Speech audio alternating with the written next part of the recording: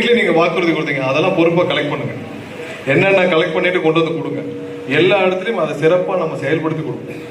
கண்டிப்பா நம்ம செயல்படுத்தி கொடுக்கணும். அதான் நம்மளுடைய முதல். மக்களை போய் நம்ம ஒவ்வொரு நாளும் சந்திக்கணும். சந்திக்கிறப்ப நம்ம பொறுப்பா இருக்கணும். இதை இந்த டோட்டல் சிஸ்டம் அரசு எல்லாரும் இதே வேகத்தில் ஒவ்வொரு உங்களுடைய இதுல உங்களுடைய அரசியல் அடுத்த கட்ட நகர்விற்கு நீங்கள் எந்த தப்பும் பண்ணல, எந்த தவறும் பண்ணல. அவர்களுக்கு தளபதியை முடக்க வேண்டும் என்று நினைச்சாங்க. நம்ம அதை எல்லாம் முறியடித்து ஒவ்வொரு இடத்துலையும் எல்லாத்தையும் நம்ம வெற்றி பெற்றோம்.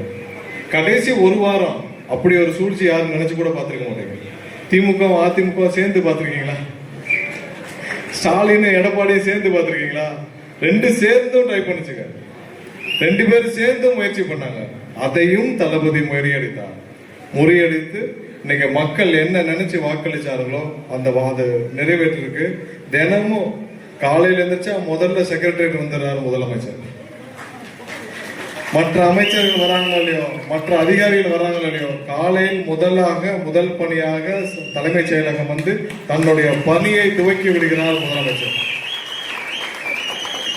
எல்லாமே புதுசா இருக்கு. தலைமைச் செயலகத்திலேயே பாத்தீங்கன்னா எல்லாருக்கும் புதுசா இருக்கு.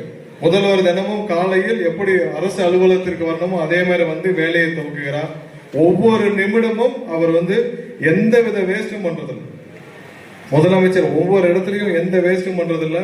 ஒவ்வொரு நாளும் அந்தந்த அதிகாரிகள் அந்தந்த துறையோடு மீட்டிங் முடிச்சுட்டு என்ன மாற்றுதல் செய்ய வேண்டும், யாரை மாற்ற வேண்டும், யாரை நியமிக்க வேண்டும், எந்த அதிகாரியை எங்க நியமித்தால் சரியாக இருக்கும் என்று ஒவ்வொரு நாளும் செயல்படுது. எந்த தடையும் இல்லை பாருங்க. 1000 ரூபாய் இன்னைக்கு வரணுமா, வந்துருச்சு. மாணவர்களுக்கு போக வேண்டிய நிதி வந்துருச்சு. இதே வேற எந்த அரசாக இருந்தாலும் இது நடந்திருக்காது.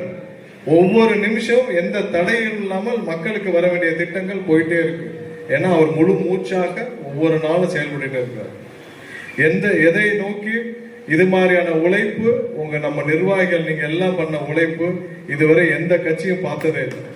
முதல் நாள் வந்திருந்த தளபதியுடைய முதல் கவனம் டாஸ்மார்க். தேவையில்லாத டாஸ்மார்க்கள் மூடப்படும் நினைச்சாங்க. கண்டிப்பா முடியாது.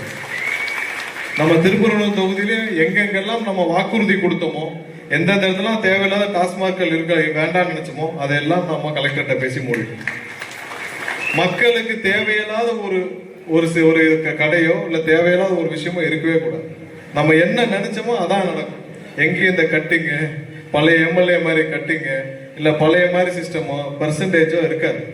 முற்றிலும் மக்கள் என்ன நினைச்சாங்களோ 100% லஞ்ச லாவண்யமற்ற ஒரு அரசாக இருக்கும். அதுல மாற்றுகிறது. பிளே ஸ்டோர் மற்றும் ஆப் ஸ்டோரில் இருந்து பாலிமர் செயலியை QR கோடு மூலம் பதிவிறக்கம் செய்யுங்கள். செய்திகளை உடனுக்குடன் பெறுங்கள்.